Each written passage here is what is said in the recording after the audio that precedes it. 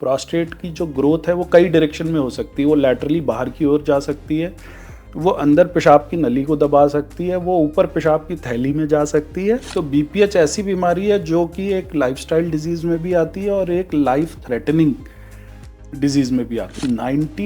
99% लोग बीपीएच का इलाज इसीलिए नहीं कराते क्योंकि इससे सेक्सुअल डिसफंक्शन होता है। जो भी पढ़ा लिखा आदमी है उसको ये मालूम है कि अगर मैं इसका इलाज कराऊंगा तो इट इज़ लाइक एक्सचेंज कि आपने एक चीज़ तो ठीक कराई, दूसरी चीज़ खराब हो गई। अब जैसे TURP है या लेज़र है, इनके तो साइड इफ़ेक्ट बड़े मेजर हैं और सीवियर हैं। इसमें incontinence, retrograde ejaculation, stricture, painful urination, bleeding, anesthesia, catheterization. So these side effects happen in 20 to 30% patients. Sexual side effects almost सभी में होते हैं। Personally अगर मुझे कल को अपना इलाज कराना हो तो मेरी चॉइस हमेशा यूरोलिफ्ट की रहेगी। यूरोलिफ्ट is one of the very popular treatment because of its ease, its lack of side effects and its daycare nature. No need of catheter, no cutting, no nothing. So यूरोलिफ्ट का खर्चा, एक क्लिप का खर्चा करीब 70,000 rupees है इस समय। यूरोलिफ्ट का सबसे बड़ा एडवांटेज है that it has zero rate of sexual dysfunction, में भी 1%। रिज्यूम का जो ट्रीटमेंट है वाटर वेपर थेरेपी, ये डिपेंड करता है कि कहाँ कहाँ कितने स्टीम इंजेक्शंस लगाने हैं, कितना बड़ा उसका प्रोस्टेट है। नमस्कार, सेहतनामा देख रहे सभी दर्शकों का स्वागत। सेहतनामा में बहुत सारे वीडियोस हमने बनाए हैं पुरुषों की स्वास्थ्य से संबंधित समस्याओं को लेकर। आज एक बार फिर डॉक्टर प्रियदर्शी रंजन जी हमारे साथ हैं, जाने माने यूरोलॉजिस्ट हैं। उनसे बात करेंगे। उनका एक वीडियो, एक नहीं बहुत सारे वीडियोस हमारे चैनल में आप देख सकते हैं। बीपीएच से रिलेटेड हमने बहुत सारे वीडियोस बनाए हैं, बढ़े हुए प्रोस्टेट का इलाज। आज एक बार फिर इस पर बात करेंगे क्योंकि प्रोस्टेट के इलाज से संबंधित आपकी बहुत सारी क्वेरीज हैं, बहुत सारे सवाल आप कमेंट सेक्शन में लिख रहे हैं।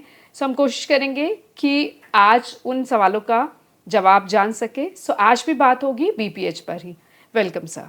Thank you ma'am, thank you. आपके चैनल के सभी व्यूअर्स को मेरी तरफ से बहुत बहुत नमस्कार और बहुत वेलकम।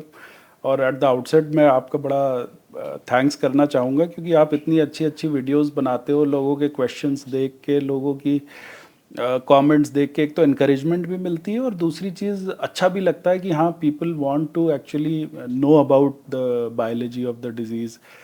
तो मुझे तो बड़ा एक्साइटमेंट होता है और thank you so much to include thank you for taking up time, हमारे लिए वक्त निकालने के लिए, सेहतनामा के लिए वक्त निकालने के लिए बहुत बहुत शुक्रिया सर। बिकॉज कोशिश यही है सेहतनामा के जरिए आप इतने एक्सपर्ट डॉक्टर्स हैं, बाकी भी एक्सपर्ट डॉक्टर्स हैं अपनी अपनी फील्ड के, उनसे बात करके हम लोगों तक अगर कुछ मदद पहुंच सके। सो बीपीएच से रिलेटेड आपकी जो वीडियो, बहुत सारे वीडियोस हैं सेहतनामा में, लेकिन कुछ वीडियोस लाखों लोगों ने देखी हैं और बहुत सारे कमेंट आ रहे हैं उसमें।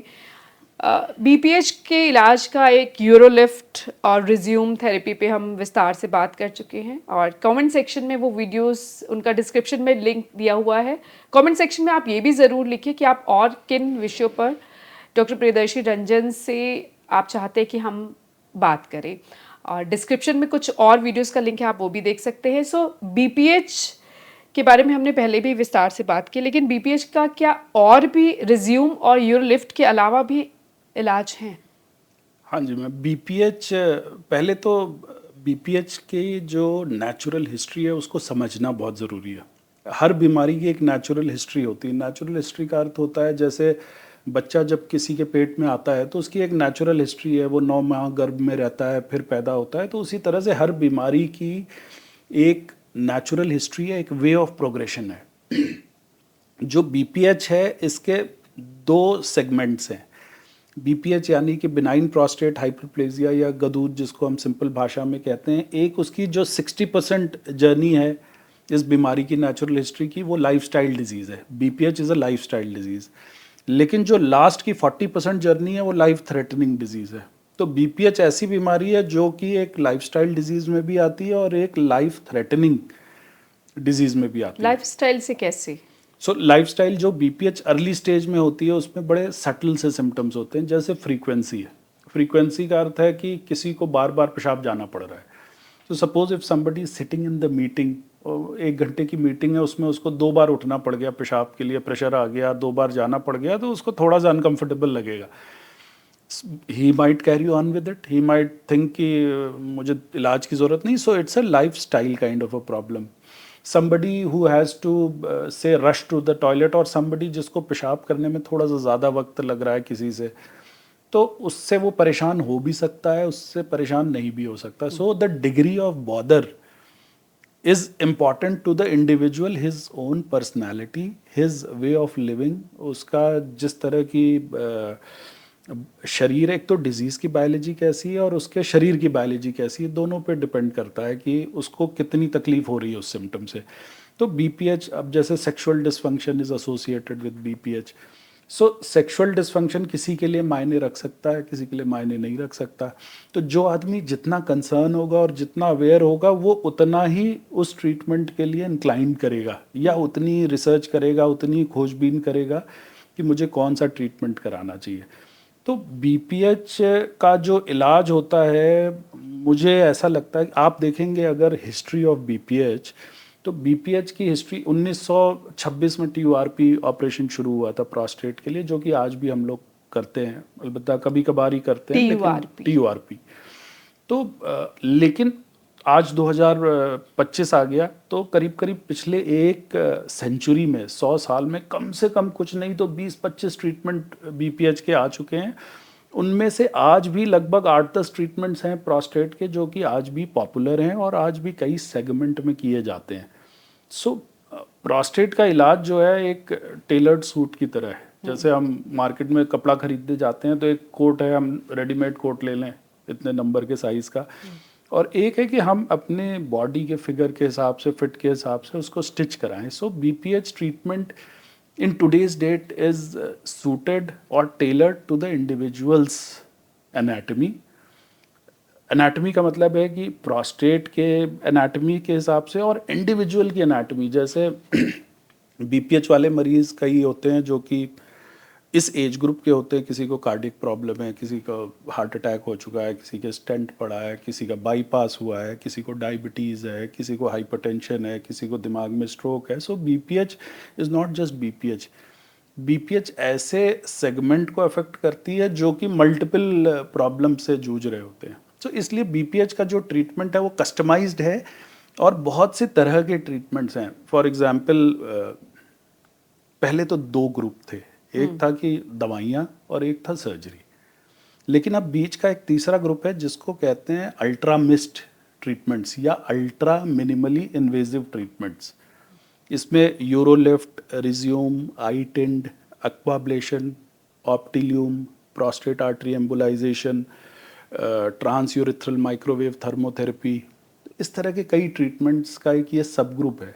सो BPH में हम ये देखते हैं कि पेशेंट को किस प्रकार के इलाज की ज़रूरत है, उसका लाइफस्टाइल कैसा है और उसकी रिक्वायरमेंट कैसी है, कितना डिग्री ऑफ बॉदर है, उसके अकॉर्डिंग उस ट्रीटमेंट को टेलर किया जाता है. बढ़े हुए प्रोस्टेट के इलाज के लिए इतने सारे ऑप्शन आपने नाम गिना दिए, कम से कम 7-8 ऑप्शन हैं. These are very prevalent treatments. तो आप कैसे डिसाइड करते हैं कि किसको कौन सा ट्रीटमेंट देना है? सो प्रोस्टेट के इलाज के लिए there are 3 major determinants. One is कि पेशेंट के प्रोस्टेट की एनाटमी कैसी है. जैसे हमारा घर होता है, उसमें हमारे घर में एक ड्राइंग रूम है, किचन है, बाथरूम है, लिविंग रूम है. उसी तरह से प्रोस्टेट और प्रोस्टेटिक यूरेथ्रा के अलग अलग हिस्से हैं. प्रोस्टेट में लैटरल लोब्स होते हैं जो कि साइड से पेशाब की नली को दबाते हैं. प्रोस्टेट में मीडियन लोब होता है जो कि पेशाब की थैली के नेक को बंद कर देता है, मुंह को बंद करता है. प्रोस्टेट में ब्लैडर नेक की एक एंगल होती है. यूरिनरी ब्लैडर का जो नेक होता है वो एंगल होता है. जैसे किसी किसी का प्रोस्टेट का साइज़ बड़ा छोटा होता है, 15 gram, 20 gram, 25 gram, but they have very severe symptoms. So bladder neck का जो एंगल है प्रोस्टेटिक यूरेथ्रा से और ब्लैडर नेक का एंगल वो कैसा है, इस पर भी डिपेंड करता है इलाज.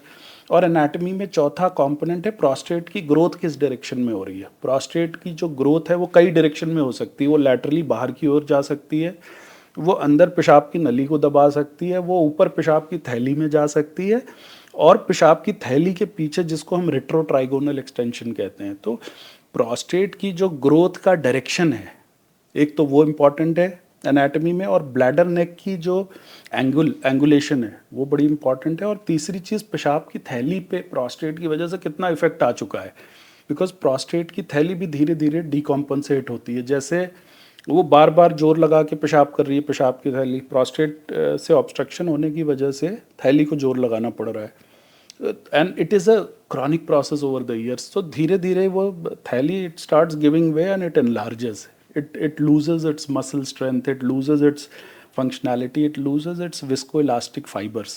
तो उसकी वजह से क्या होता है, पेशाब की थैली निष्क्रिय होती चली जाती है। तो एक तो सबसे बड़ा फैक्टर एनाटॉमिकल फैक्टर है इलाज के लिए। दूसरा जो सबसे इम्पॉर्टेंट फैक्टर है, पेशेंट की सेक्सुअल लाइफ कैसी है, because prostate is a organ which is connected to male sexuality. So male sexuality prime years of life में तो बड़ी इंपॉर्टेंट होती है, लेकिन जैसे जैसे एज डिक्लाइन करती है, कुछ पुरुष हैं जो कि अपनी सेक्सुअलिटी को रिटेन करना चाहते हैं, कुछ लोगों के लिए वो बिल्कुल इंपॉर्टेंट नहीं है। सो एक पेशेंट की सेक्सुअल लाइफ कैसी है, इस पे इलाज डिपेंड करता है।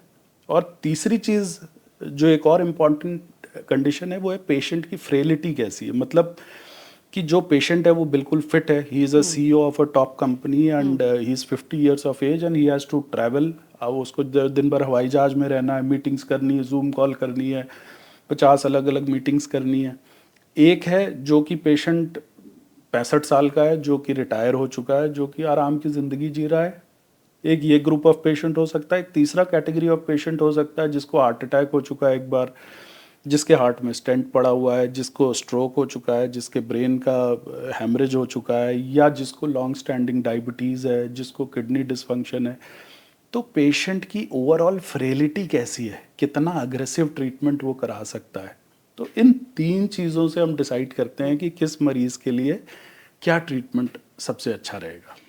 इसमें पेशेंट की फाइनेंशियल कंडीशन भी डिपेंड करती है कि वो क्या ऑप्ट करेगा, क्योंकि शायद इन सभी ट्रीटमेंट का खर्च भी अलग अलग आता होगा। बिल्कुल पेशेंट की फाइनेंशियल कंडीशन, पेशेंट क्या ट्रीटमेंट अफोर्ड कर सकते हैं। और आजकल तो खैर ऑलमोस्ट 70% पेशेंट्स की हेल्थ इंश्योरेंस होती है, तो उनकी इंश्योरेंस से क्या कवरेज अलाउड है, उनकी इंश्योरेंस की क्या रिलेशनशिप है और किस तरह का ट्रीटमेंट वो अलाउ करती है। इंश्योरेंस कंपनीज ना नए ट्रीटमेंट्स को बहुत ज़्यादा अलाउ करने की कोशिश नहीं करते, क्योंकि वो महंगे ट्रीटमेंट्स होते हैं। सो डेफिनेटली फाइनेंशियल बर्डन तो होता ही है पेशेंट के इलाज पे, बट देन मैंने बताया ना, BPH has 2 components, one is a life style component and the other is life threatening component. तो जहाँ लाइफ थ्रेटनिंग की बात आती है वहाँ तो बहुत बेसिक और ट्रीटमेंट है, फिर तो लाइफस्टाइल का कोई पैरामीटर हमने देखना ही नहीं, हमने उसका पेशाब का रास्ता खोलना है और उसकी जान बचानी है। जो लाइफस्टाइल कंपोनेंट है उसमें जो ट्रीटमेंट्स हैं वो एक्सपेंसिव ट्रीटमेंट्स हैं, because they are focused, targeted and they preserve the sexuality and sexual function of a male. So दोनों सब ग्रुप्स का खर्चा अलग अलग है। राइट, तो अब इस पर हम अगर विस्तार से बात कर सकें, क्योंकि बहुत सारे कमेंट आ रहे हैं कि BPH का सही इलाज बताइए। एक आम इंसान जो इस वीडियो को देख रहा है वो कैसे डिसाइड करे कि उसको कौन सा इलाज कराना है? तो BPH के इलाज के लिए एक चीज़ और समझनी बहुत ज़रूरी है कि BPH एक प्रोग्रेसिव बीमारी है। प्रोग्रेसिव का अर्थ हुआ कि BPH समय के साथ धीरे धीरे बढ़ेगी ही बढ़ेगी। देयर इज़ नो ट्रीटमेंट जो कि इसको रिवर्स करेगा। नो ट्रीटमेंट का मतलब है कि जो मेडिसिन है वो रिवर्स नहीं करती। सबसे जो BPH का ट्रीटमेंट है ये ब्रॉडली 3 ग्रुप्स हैं। नंबर 1 इज़ मेडिकेशन, जिसमें कि अल्फ़ा ब्लॉकर जो यूरीमैक्स नाम से दवाई आती है बड़ी पॉपुलर वो है। नंबर 2 इज़ TURP या लेज़र सर्जरी, जिसमें कि प्रोस्टेट को काट के पूरी तरह से निकाल देते हैं, चाहे वो लेज़र सर्जरी हम कहें या ओपन सर्जरी कहें, रोबोटिक सर्जरी कहें, जिसमें कि प्रोस्टेट को हमें काट के इनिक्यूलेट करके निकाल देना है। तो एक मेडिसिन थी, एक ये सर्जरी थी। तीसरा सब ग्रुप ऑफ ट्रीटमेंट है जिसको अल्ट्रा मिस्ट थेरेपी कहते हैं, ultra minimally invasive surgical therapy. ये ट्रीटमेंट्स प्रोस्टेट के सिर्फ उस हिस्से को छेड़ते हैं जिससे रुकावट हो रही होती है या जिससे पेशेंट की तकलीफ बढ़ी होती है। किसी का मीडियन लोब बढ़ा है तो मीडियन लोब का इलाज होता है, किसी का लैटरल लोब बढ़ा है तो लैटरल का इलाज होता है, किसी का दोनों बढ़ा है तो दोनों का इलाज होता है, किसी का ब्लैडर नेक ऊंचा है तो ब्लैडर नेक का इलाज होता है। So it's a combination of treatment, either one और अदर, इन टैंडेम, सीक्वेंशियली, कॉन्कॉमिटेंटली। तो एक साथ भी थेरेपीज अप्लाई की जाती है। ये डिपेंड करता है कि पेशेंट की बीमारी या एनाटमी के हिसाब से कौन सा ट्रीटमेंट उसके लिए इम्पॉर्टेंट है।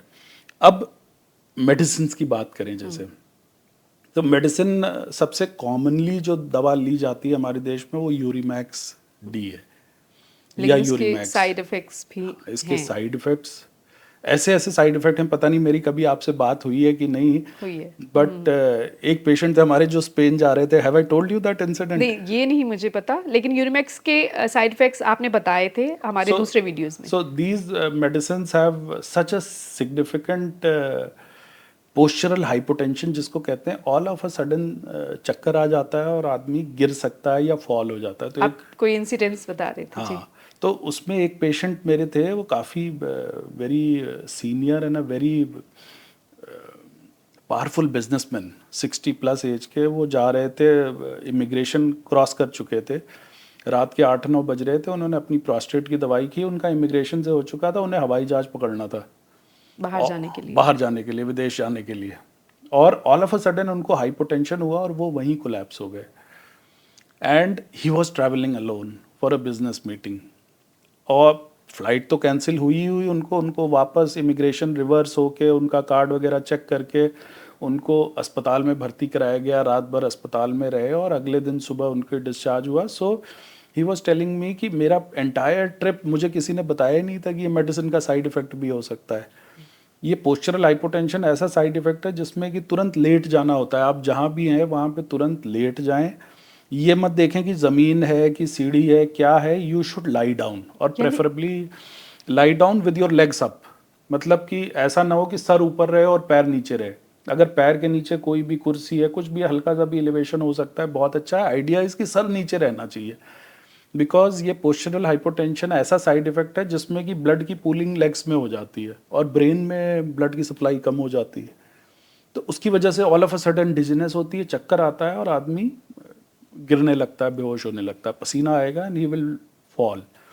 तो लोग ऐसे में उठा लेते हैं उसको, गर्दन ऊपर कर लेते हैं, या सो यही नहीं करना है, इसका रिवर्स करना है, पैर हमेशा उठाना है और सर को नीचे रखना है, और 10 मिनट में वो आदमी खुद ही नॉर्मल हो जाता है, बिकॉज वो ब्लड सर्कुलेशन वापस से इस्टेब्लिश हो जाती है। 99.9% पेशेंट्स इसी मनूवर से ठीक हो जाते हैं। तो ये साइड इफेक्ट्स बहुत कॉमन है। इसके अलावा जो दूसरा कॉमन साइड इफेक्ट है वो sexual dysfunction. So a 50 years old male who is at the prime of his life, he has BPH symptoms, and believe me 99% लोग BPH का इलाज इसीलिए नहीं कराते क्योंकि इससे सेक्सुअल डिसफंक्शन होता है। जो भी पढ़ा लिखा आदमी है उसको ये मालूम है कि अगर मैं इसका इलाज कराऊंगा तो इट इज़ लाइक एक्सचेंज, कि आपने एक चीज़ तो ठीक कराई, दूसरी चीज़ खराब हो गई। अभी तक इंडिया में होता था कि लोग मेल सेक्सुअल डिसफंक्शन को बिल्कुल नेग्लेक्ट कर देते थे या उसके बारे में सोचते नहीं थे, या सोशली टाबू माना जाता था, तो लोग सेक्सुअल डिसफंक्शन को इम्पोर्टेंस नहीं देते थे, कि इसलिए ज़्यादातर 90% लोग, 99% लोग इलाज ही नहीं कराते थे प्रोस्टेट का। That is the reason these treatments were invented. एक के बाद एक, अगर आप देखेंगे इसकी हिस्ट्री में, आपको एक चार्ट दे दूंगा, उसमें आप देखना कि 1926 के बाद क्या क्या, पहले TURP का सबसे इंपॉर्टेंट, TURP से जो प्रॉब्लम्स होती थी वो सेक्सुअल डिसफंक्शन ही होता था, लेज़र से सेक्सुअल डिसफंक्शन होता था। तो इसके लिए ये सारे ट्रीटमेंट्स की प्लेस बनी, और हर 3-4-5 साल में, पिछले 20 ईयर्स में ये 8-10 ट्रीटमेंट्स धीरे धीरे ट्रायल्स हुए, because people realised, doctors realised and patients realised there is a space for these kind of treatments. 99% लोग इलाज इसलिए नहीं करा रहे हैं क्योंकि they do not want to lose their sexuality. So that is how these treatments came one after the other. और जो अल्ट्रा मिनिमली इन्वेजिव ट्रीटमेंट है, I have told you, one is Urolift, one is Rezum या water vapour therapy, third is iTind जिसको कहते हैं implantable nitinol device in the bladder neck, so iTind. Fourth is aquablation. Fifth is there is a lovely stent for prostate which is called as Optilium. Then transurethral microwave thermotherapy, TUMT, and prostate artery embolization. So these are 5-6 treatments which are clubbed under the category of ultra minimally invasive surgical treatments, which are 99% free of side effects, which happen either with medicines or with TURP or laser. सो इस तरह से इन treatments की evolution हुई और ऐसे ऐसे evolve हुए treatment. सो 7-8 options हैं बड़े हुए प्रोस्टेट के इलाज के लिए जो सेफ हैं। हाँ। और पर इनके भी कुछ ना कुछ साइड इफेक्ट्स तो होते होंगे। हर ट्रीटमेंट का मैंने बताया ना, टेलरिंग होती है पेशेंट के लिए। जैसे पेन थ्रेशोल्ड किसी की ज़्यादा होती है, किसी की कम होती है।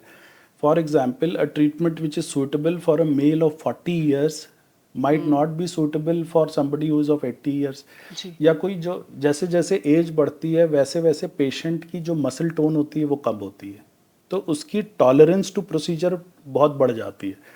एक हम 80 साल के आदमी का या 70 साल के आदमी का इलाज करते हैं तो वो लोकल एनेस्थीसिया में 2 मिनट में ओपीडी में हो जाता है, और एक 40 साल के या 50 साल के आदमी का इलाज करना हो तो उसकी मसल टोन इतनी टाइट होती है कि उसको थोड़ा सा सिडेट करना पड़ता है। He needs a bit of relaxation and mild sedation.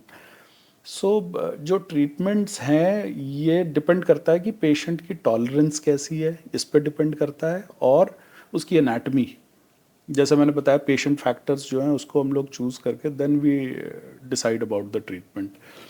And what about expenditure, खर्च को लेकर बहुत कंसर्न है कि कितना खर्चा आता होगा, किस ट्रीटमेंट में कितना खर्चा, इस पर हम बात कर सकते हैं। सो let us talk about the commonest treatment. जो मेरी प्रैक्टिस में हमारे करीब करीब 70% पेशेंट्स का इलाज यूरोलिफ्ट से होता है। Urolift is one of the very popular treatment because of its ease, its lack of side effects and its day care nature, कि आपने कराया, सुबह कराया और शाम को चले गए या नेक्स्ट डे चले गए। No need of catheter, no cutting, no nothing.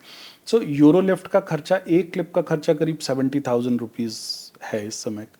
और यूरोलिफ्ट सपोज अगर किसी का 40 to 50 ग्राम्स का प्रोस्टेट है तो करीब करीब उसका खर्चा 3, 3.5, 4 लाख रुपए के आसपास आता है। रिज्यूम का जो ट्रीटमेंट है, वाटर वेपर थेरेपी, ये डिपेंड करता है कि कहाँ कहाँ कितने स्टीम इंजेक्शंस लगाने हैं, कितना बड़ा उसका प्रोस्टेट है। Again this treatment varies from 1.5 lakhs to 3.5 lakhs depending on the size of the prostate and number of injections required.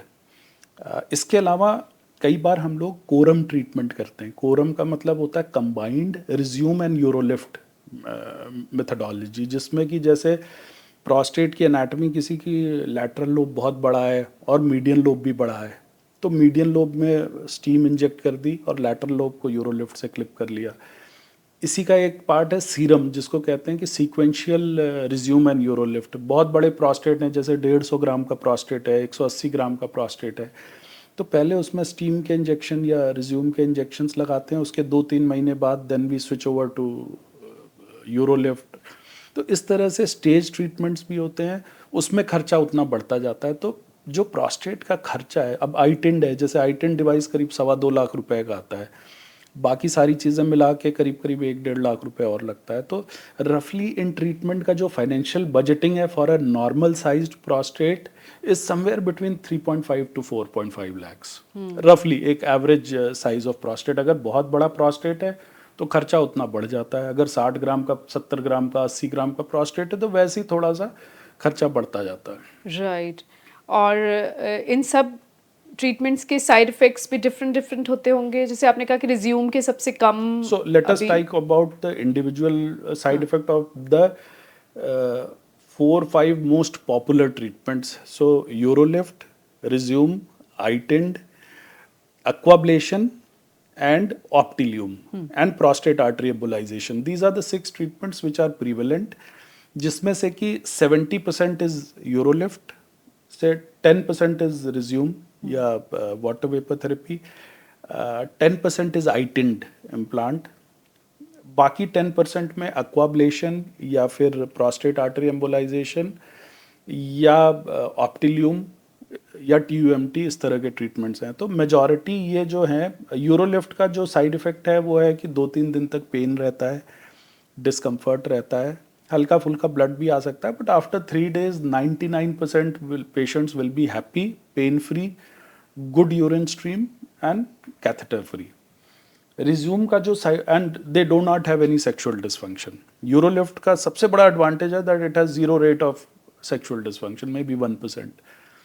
जो नेक्स्ट ट्रीटमेंट है रिज्यूम, वाटर वेपर थेरेपी, इसका जो फ़ायदा है वो लॉन्ग टर्म में है। लॉन्ग टर्म का अर्थ है कि इसमें इमिडिएटली पेशेंट को कई दफ़े हमें कैथेटर डाल के रखना पड़ता है, तो ये सबसे बड़ा डाउन साइड है रिज्यूम का, वाटर वेपर थेरेपी का, बिकॉज जब स्टीम के इंजेक्शंस लगाते हैं प्रोस्टेट में तो इसमें स्वेलिंग आती है। इसका साइड इफ़ेक्ट है डिस्यूरिया, पेशाब में जलन होती है या पेशाब रुकता है। इसको करीब करीब हमें 2-3 हफ्ते तक पेशेंट को कैथेटर डाल के रखना पड़ता है। उसके बाद जैसे जैसे प्रोस्टेट की स्वेलिंग कम होती है वो प्रोस्टेट श्रिंक होने लगता है। सो इसके साइड इफ़ेक्ट में रिजॉल्व होने में करीब 2 से 3 हफ्ते लगते हैं रिज्यूम को। और सबसे कॉमन साइड इफ़ेक्ट इसका यही है कि हमें कैथेटर डाल के रखना पड़ता है और पेशाब टेम्पररी थोड़ा सा वर्सन होता है, सिम्टम्स जो भी होते हैं वो वर्सन होते हैं। जो तीसरा ट्रीटमेंट है, बट इसका भी sexual dysfunction rate is close to 0 like Urolift. The third treatment again very very popular treatment for younger man और टॉलर मैन फॉर BPH। जो लोग टॉल होते हैं उनके ब्लैडर का एंगल थोड़ा सा एंगुलेटेड होता है, या जिन लोगों की कॉन्स्टिपेशन हो रहा होता है। कई दफ़े ऐसे पेशेंट्स होते हैं उनकी लाइफस्टाइल पे डिपेंड करता है प्रोस्टेट का ट्रीटमेंट। जैसे कि आइटेंड जो इम्प्लांट है एक फ्लावर की तरह होता है और ऐसे ये एक्सपैंड कर जाता है। तो उसको जो पेशेंट्स के हाई ब्लैडर नेक होते हैं या आइसोलेटेड एंगुलेटेड ब्लैडर नेक है या मीडियन लोब है जो कि ब्लैडर नेक को थोड़ा सा एलिवेट किए हुए, उसमें आइटेंड डालते हैं और ये 5 से 7 दिन तक अंदर रखते हैं ब्लैडर में। ये धीरे धीरे ब्लैडर के नेक के एंगल को अलाइन करता है। पेशेंट को इम्प्लांट डाल के छोड़ देते हैं, वो अपना चलता फिरता रहता है, नॉर्मल काम करता है, बैठता है, उठता है, जिस पोस्चर में पॉटी कर रहा है, जिस पोस्चर में बैठ रहा है, जैसे खड़ा हो रहा है, तो उसके ब्लैडर नेक की जो एंगुलेशन है वो उसकी बॉडी के साथ, पेल्विक कैविटी के साथ और यूरेथ्रा के साथ अलाइन हो जाती है ना। After 7 days we remove this implant. So ये इम्प्लांट में 7 दिन तक क्या, शुरू के 48 to 72 आवर्स डिस्कम्फर्ट रहता है, because that is stretching the bladder neck from inside slowly and slowly.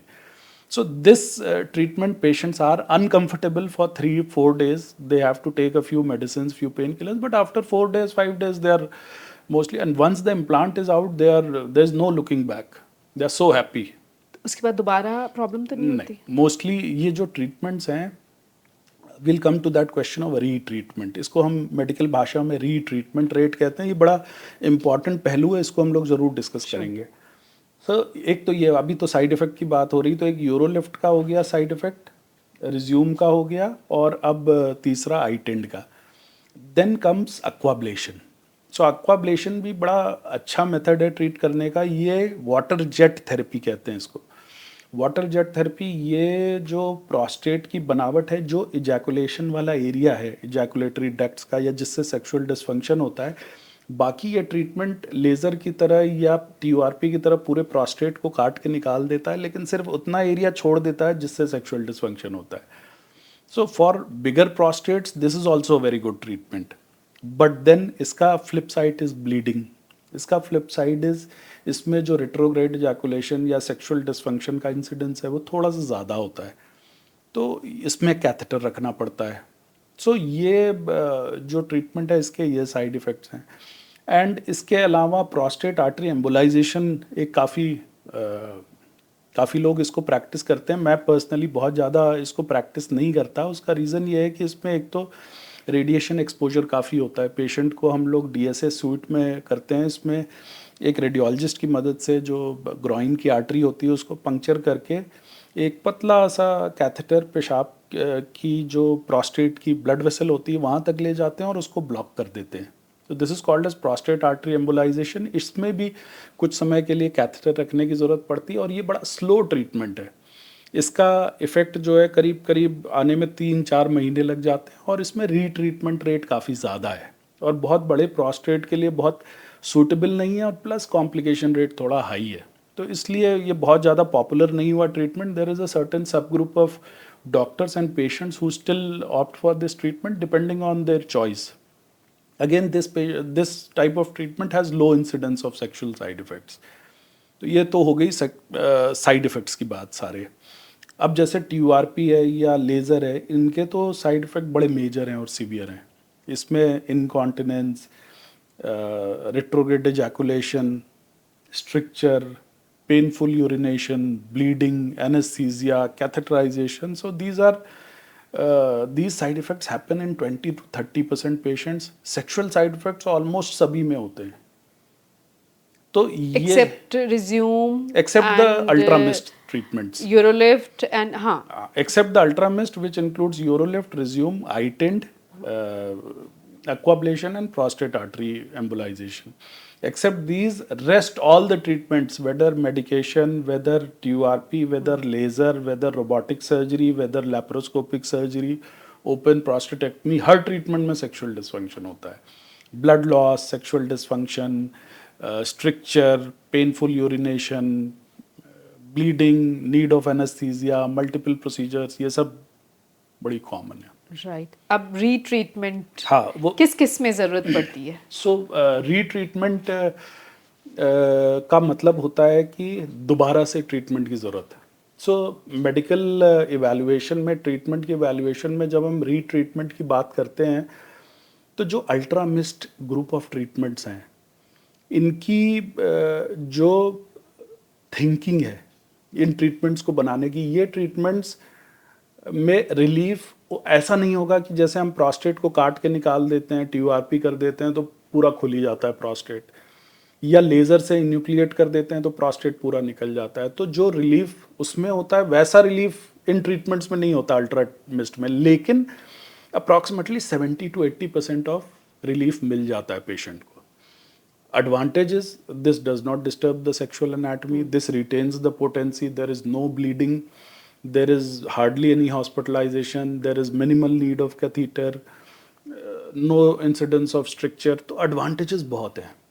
अब रीट्रीटमेंट की रेट की बात करें, TURP जैसा जो प्रोसीजर जो कि गोल्ड स्टैंडर्ड है, TURP में भी 10 साल में लगभग 4 से 5%, 8% रीट्रीटमेंट रेट है. दोबारा से ट्रीटमेंट की ज़रूरत पड़े, चाहे वो स्ट्रक्चर के लिए पड़े, चाहे वो ब्लैडर नेक कॉन्ट्रैक्चर के लिए पड़े, चाहे इनकॉन्टिनेंस के लिए पड़े, या ब्लीडिंग के लिए पड़े, क्लॉट रिटेंशन के लिए पड़े, दोबारा से प्रोस्टेट बढ़ जाए. So retreatment is needed in TURP also, which is the existing gold standard. iTind, Rezum and Urolift.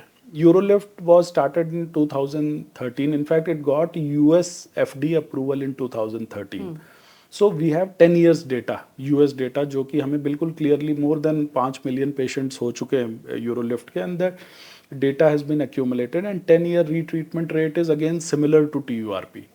So prostate में आप ये मान के चलिए कि 100 मरीजों में ये प्रोसीजर करते हैं तो 5 से 7-8% मरीजों को 10 साल के अंदर दोबारा से किसी तरह के ट्रीटमेंट की ज़रूरत पड़ेगी. एंड मुझे लगता है ये बहुत बड़ा एडवांटेज है. Retreatment should be looked as an advantage because this is a minimally invasive treatment. आपके शरीर के साथ ज़्यादा छेड़छाड़ नहीं हो रही है, और दोबारा से अगर करने की ज़रूरत हो तो पेशेंट्स हैप्पीली करा सकते हैं इसको, because again it's a very minor kind of alteration. So retreatment rates, iTind was started in 2017. iTind is an implant which originated from Israel. So Israel is one of the world's most advanced nations. If you can see, उनके पास iron डोम है, या उनकी जो technology है वो एक तरह से बड़ी एडवांस्ड है, और वो लोग काफ़ी पैसा रिसर्च एंड डेवलपमेंट पे खर्च करते हैं. तो इसराइल में इसकी उत्पत्ति हुई थी iTind इम्प्लांट की, वहीं से बन के आता है, ओलंपस कंपनी द्वारा ये बनाया जाता है. तो iTind के भी रिजल्ट्स करीब 5 साल के आ चुके हैं. 2017 से 2022 तक के रिजल्ट्स पब्लिश हो चुके हैं, and this is fairly acceptable because if you have a certain degree of retreatment rate, 5 से 7%, मैं कहता हूँ अगर 10% भी रीट्रीटमेंट रेट है, but then 90% patients are doing well, and it's a minimally invasive treatment. आप जाके डे केयर ट्रीटमेंट की तरह जैसे दांत का ट्रीटमेंट करा के आ जाते हैं, वैसे ही ये ट्रीटमेंट करा के घर आ सकते हैं. विसविस लेज़र या TURP जिसमें आपको एडमिट होना है, मेजर एनेस्थीसिया लगना है, ब्लीडिंग होनी है, कैथेटर पड़ना है, they are very morbid and very cruel treatments for male anatomy. So retreatment rate is absolutely acceptable, and मुझे लगता है कि it is an advantage to the patient. So not a big fuss about retreatment. Retreatment rates I think are fairly acceptable. अभी तक मैं अगर personal experience की बात करूँ तो मेरे करीब 400-500 पेशेंट्स में से 3-4 लोगों को रीट्रीटमेंट की ज़रूरत पड़ी है. उनमें से एक पेशेंट का तो प्रोस्टेट साइज़ बहुत बड़ा था, मीडियन लोब बहुत बड़ा था, उनका ब्लैडर पूरी तरह से ख़राब हो चुका था, और एक दूसरे पेशेंट थे जिनके ब्लैडर में ऑलरेडी डाइवर्टिकुलम बने हुए थे, स्टोन्स बने हुए थे. सो उनको हमें बाद में फिर से TURP सेकेंड स्टेज में करना पड़ा. तो ये 2-3 पेशेंट्स हैं जिनमें रीट्रीटमेंट की ज़रूरत होती है. but otherwise majority of patients will do well. And whenever we treat a patient, we always tell them about the retreatment rates, and most of the patients, since they know the minimally invasive nature of the treatment, they are happy with the retreatment. आज के वक्त में मेरे ख्याल से इस episode में हमने आपके पास जितने ट्रीटमेंट हैं अवेलेबल हैं बाहर भी, I mean apart from this clinic, market में जितने ट्रीटमेंट अवेलेबल हैं और उनके साइड इफ़ेक्ट्स, उनका खर्च, हमने सब पे बात कर ली। बट पर्सनली आप किसे प्रेफर करते हैं? सो पर्सनली अगर मुझे कल को अपना इलाज कराना हो तो मेरी चॉइस हमेशा यूरोलिफ्ट की रहेगी। अगर मेरा ब्लैडर नेक थोड़ा हाई निकलता है, जो कि सिस्टोस्कोपी पे देख के कोई भी यूरोलॉजिस्ट डिसाइड करेंगे, अगर मेरे ब्लैडर नेक का एंगुलेशन सही नहीं है तो iTind implant I prefer. If my prostate comes out to be very big and it has both median lobe and a lateral lobe, then I'll prefer a Coram procedure, combined resume and urolift. So it depends upon what kind of findings are there in my cystoscopy. More than 70-80% chances I'll opt for a urolift procedure. Right. Thank you so much for this information. मुझे लगता है कि बहुत सारे जो सवाल आ रहे थे कि आप एक डिटेल में वीडियो बनाइए बढ़े हुए प्रोस्टेट के इलाज के और कौन से ऑप्शन मौजूद हैं, वो हमने इस पे बात कर ली है। Thank you madam. We are coming up with an app. So ये एप्लीकेशन है जो कि आईफोन पे भी और एंड्रॉयड पे भी आएगी। इसको अभी ये फाइनल स्टेजेस में है, करीब करीब इसके ऑनलाइन होने में 10-15 दिन लगेंगे। तो इस ऐप की मदद से, इसका नाम है प्रोस्टेट क्योर करके, ऐप का नाम ही है प्रोस्टेट क्योर। तो इसमें लोग अपने सिम्टम्स को जान सकते हैं, समझ सकते हैं किस किस तरह के सिम्टम्स हो रहे हैं, अपना IPSS स्कोर कैलकुलेट कर सकते हैं, जो कि प्रोस्टेट का स्कोर है। उससे उन्हें पता चल सकता है कि उनकी जो भी ट्रीटमेंट वो ले रहे हैं कितना इफेक्टिव है, कितना फ़ायदा हो रहा है, क्या नुकसान हो रहा है।